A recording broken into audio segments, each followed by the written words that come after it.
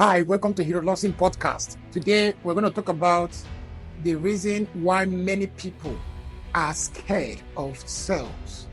Right? We have already established the fact that sales is a wonderful venture getting where you discover yourself, where you explore and realize your dreams. Yet, a lot of people don't want to do sales. In one of our episodes, we talked about the reason why people join sales. Most people get into sales as a last option. Today, we just want to talk about this so that a lot of people will get some clarity on this, because it's important that you understand why people run away from sales. One of the reasons why people run away from sales is the damage they experienced while growing up that affected their confidence level, their self-esteem, because you need a healthy self-esteem to be able to sell. You need to believe in yourself, because some people are scared of no. Some people can't stand no. Once you tell them no, they feel like, they melt away because they can't stand that no. But the truth is, nobody wakes up one day and starts running. If you watch the progression of life, people are born, then children start crawling, start standing. In the course of trying to walk, you will fall, of course.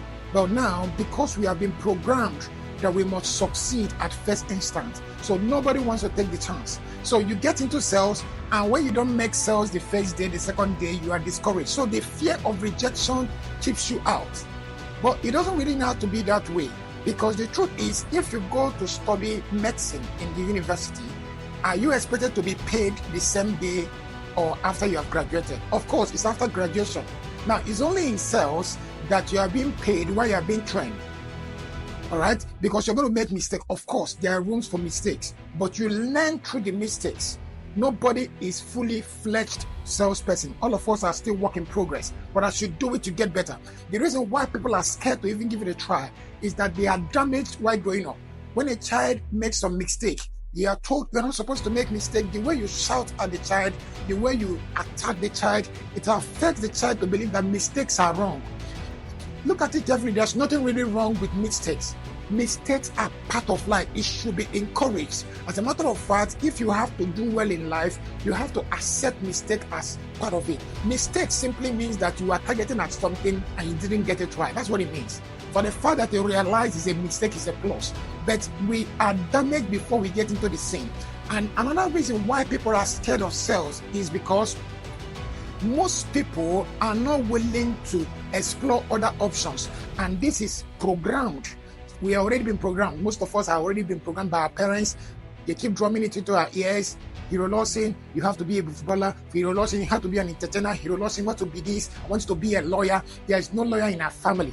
If your father really wants to be a lawyer to come out from his family, why don't he go and become one? He still have the chance to go back to school and write jam and become a. Nobody can stop them. You cannot impose your weakness on your children and make them use their life to correct your own mistake. It shouldn't be that way. If somebody is gifted in the area of sales, why don't you allow them and encourage them to go there? But we don't do that as parents. You see that your child doesn't have head for books, and you still insist that they must go to Harvard because people are going to Harvard. It shouldn't be that way, because you are making it look like people who are into the creative industry are less of a human than people who studied medicine. It shouldn't be that way. Yeah, there are professional courses, we understand that. But imagine if everybody is a pastor, who will be an engineer. Imagine if everybody is a nurse. All right? So think about it that way. So our parents should help us. And you as a parent, if you have experienced that growing up, please don't impose it on your kids. Don't try to script their life. All you need to do is to provide the framework. Allow them to find the expression. In the creative industry, some people are writing, some people are singing, some people are just gifted in talking. Some people are gifted in different things, but it's a different expression from the same source. So most of our parents drummed it into our ears. Okay, you already programmed your life by 25, you should be out of school, get your degrees, get married, settle down, have a job, and all of that. And so what? So if you achieve all your dreams before 30, what happens? The next thing is left for you is to die, if you look at it carefully. So we have eternity to live all the rest of our lives. So our parents make it difficult for us to engage in what we are gifted at. Because as I was growing up, nobody was there to watch my tendencies, my personality, my idiosyncrasies, to understand that this guy is unique in some certain area. There are some things that worked for this guy. They interpret it to mean you are arrogant. Nobody's willing to give you that environment. Maybe I was not supposed to go to a corporate school. Maybe I'm not supposed to go to a regular school.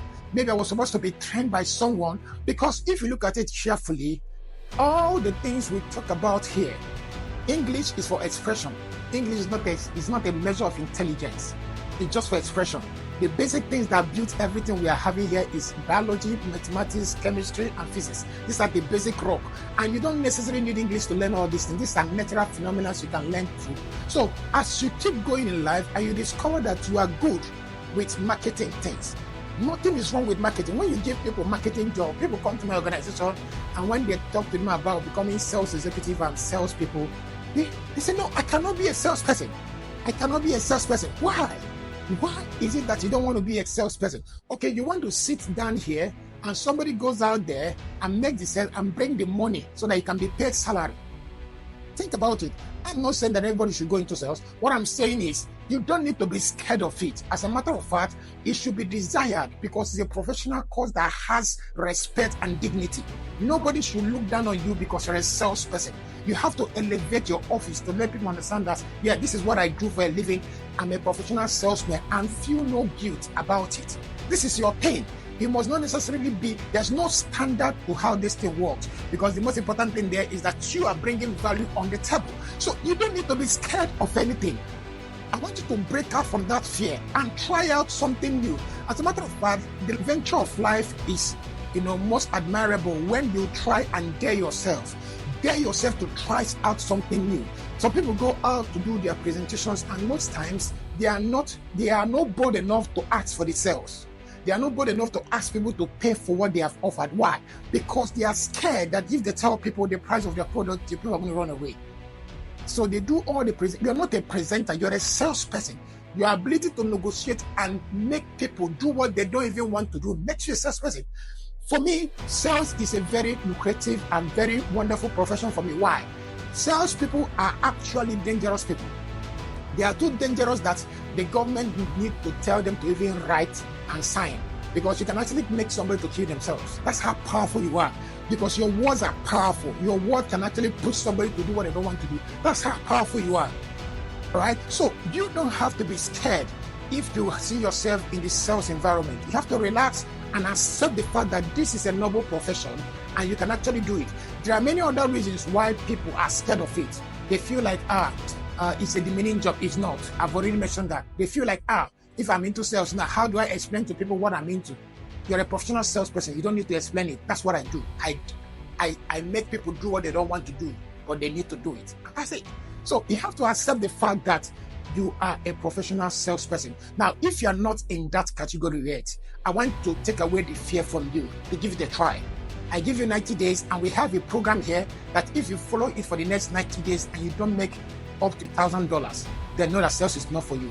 But the question is, are you willing to follow the steps? All right. In our next episode, we're going to be dropping that on the steps you need to take to become a professional salesperson.